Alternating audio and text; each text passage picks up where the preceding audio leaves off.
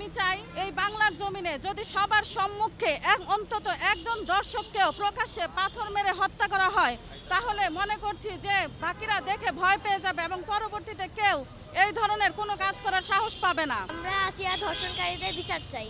আমরা ডক্টর ইউনূস স্যারের কাছে আবেদন জানাবো, সারা বাংলাদেশের নির্যাতিত মানুষের পক্ষ থেকে আপনারা আইন শৃঙ্খলার অবনতি যেভাবে হয়েছে উন্নতি করার জন্য যতটুকু সম্ভব পদক্ষেপ নেবার আপনারা পদক্ষেপ নেন। এই দেশের ছাত্র জনতা, এই দেশের আপামর জনগণ আপনাদের সাথে আছে, আপনাদের পাশে থাকবে ইনশাআল্লাহ।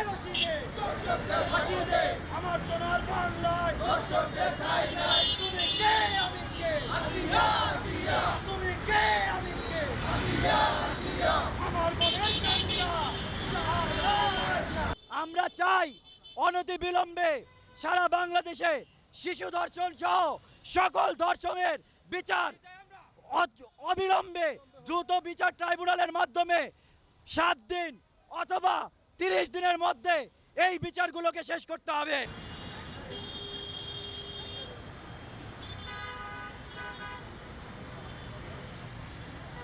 মর্মান্তিক ঘটনার শিকার হয়েছি আসিয়াকে নিয়ে। সারা বাংলাদেশ কিন্তু অশ্রুসিক্ত হয়েছে এই ঘটনায়। আমরা এই ঘটনার তীব্র প্রতিবাদ জানাই, প্লাস নিন্দা জানাই এবং চাই ধর্ষকের যথাযথ বিচার হোক এবং ধর্ষকের একমাত্র বিচার যেন ফাঁসিই কার্যকর হয়। সরকার যেন এই ব্যাপারটা সুনিশ্চিত করেন এবং যত দ্রুত সম্ভব ধর্ষককে শাস্তির আওতায় এনে তাকে ফাঁসি কার্যকর যেন করেন।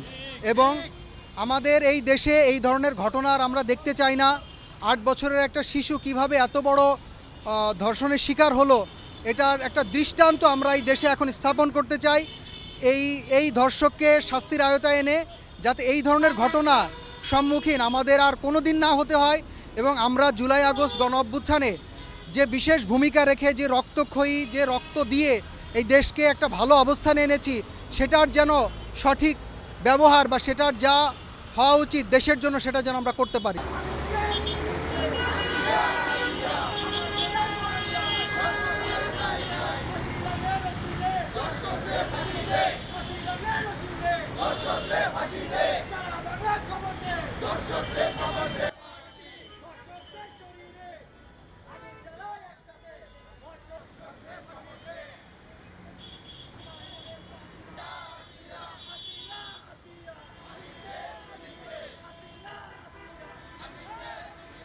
দর্শকদের কোন ছিনতাইকারী দর্শক রাহাজানীদের এই বাংলাদেশের কোনো ঠাঁই হবে না। অনতিবিলম্বে তাদের আমরা ফাঁসি চাই। দর্শকদের এই বাংলায় কোনো ঠাঁই হবে না। সারা দেশে খবর দে, দর্শকদের ফাঁসি দে। আসিয়ার ধর্ষণকারীদের বিচার চাই। একটা আত্মীয়র বাসায় গেছে, পরম নিরাপত্তার মধ্যে থাকবে, যত্নের সাথে থাকবে, সম্মানের সাথে থাকবে, সেখানে ভালোবাসায় আলিঙ্গনে আবদ্ধ থাকবে, কিন্তু সেখানে সে নৃশংসভাবে নির্যাতনের শিকার হয়ে আজকে মৃত্যুর সাথে পাঞ্জা লড়ছে। এটা কোনো ক্রমেই মেনে নেওয়া যায় না।